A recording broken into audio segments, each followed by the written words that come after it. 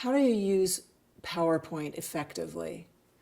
PowerPoint should be used as an aid, not as a crutch.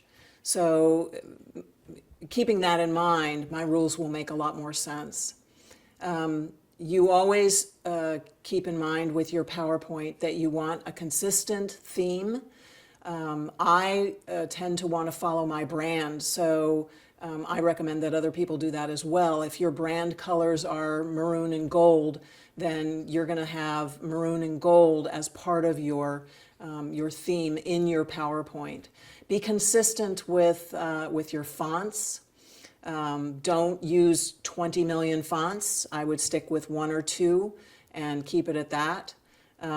Be consistent with the size of your fonts. If your titles are your titles should always be, for example, 54 points, and then your subtitles under that, 44 points, and then your numbering under that, for example, 36 points.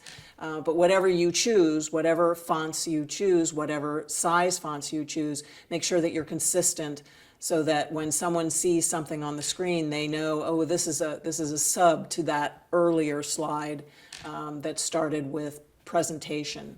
So consistency is very important when it comes to PowerPoint. It helps the PowerPoint flow. It doesn't stop the reader and take away from your presentation. After all, the PowerPoint is just an aid. It's not the presentation. You are the presentation. The focus of the audience should be on you. Along those lines, you should only have at most 6 lines of words on your PowerPoint, and at most 4 words per line. You don't want a lot of words on your PowerPoint slides, and in fact, I rarely have any words on them if I can help it. I like to use graphics and photos. People tend to be attracted to photos. Sometimes I'll put cartoons up. If I use a cartoon, though, in my presentation, I stop and I allow the audience time to look at the cartoon and to read it, and then I proceed with the presentations. Because at that point, if I'm talking, I'm distracting from the cartoon. Why did I bother putting it up there? So if you're going to use cartoons, keep that in mind. But I use a lot of graphics and I use a lot of photos in my presentations. Now, when it comes to the actual slides that you're going to use, I want to tell you a list of specific slides that you should use to have an effective PowerPoint presentation.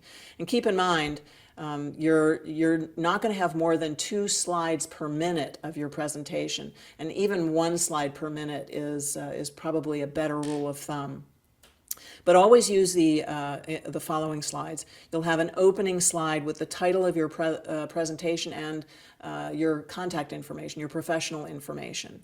You'll have a slide displaying the objective of your presentation, and you'll follow that with a slide that includes the agenda for the presentation. So here's where you're going to tell them what you're going to tell them. That's your agenda. Slides that will follow your agenda after that. So you want your slides, again, for consistency. You want your slides, your topic lines, if you have them, to follow the agenda. Use the same words that you used in your agenda.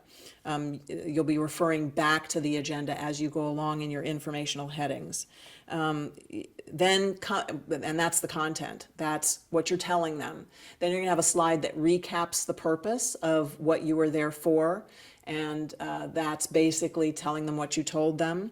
You're going to have a slide that recaps the agenda, and you'll have a slide to remind you to let them ask questions. Always a slide, and that also, it doesn't just remind you, it tells them, okay, now if you haven't asked for questions during the presentation, this is where they all know that you're looking for their questions. And then finally, you'll have a closing slide with your presentation title again, your information again, and ways to connect with you if they're interested and they want to. Now give some thought to what was your call to action in this presentation, because you may want to include that, a slide with your call to action as well. And that's the basics of putting together a PowerPoint for your presentation.